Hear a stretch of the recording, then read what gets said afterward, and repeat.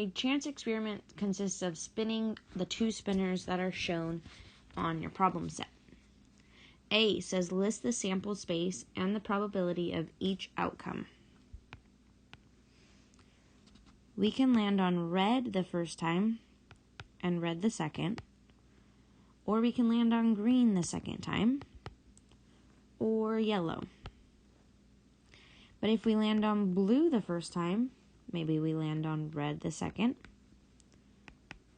maybe we land on green the second time, or maybe we land on yellow the second time.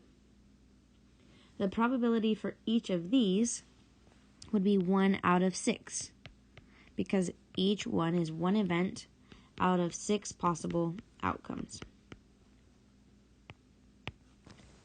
B says find the probability of getting a red on the first spinner and a red on the second.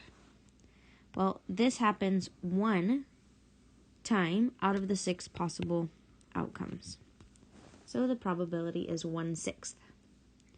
You can think of it as landing on a red on the first spinner would be half of the time, and a red on the second spinner would happen 1/3 of the time, and multiplying those two together.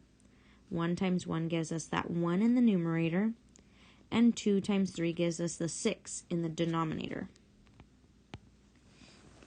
In part C, it says find the probability of landing on red at least one of the spinners. On at least one of the spinners. So we have this one happens at least once.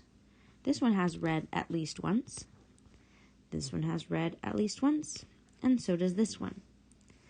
If we add up all of those pieces, that would be 4 out of the 6 possible outcomes have red spun at least once.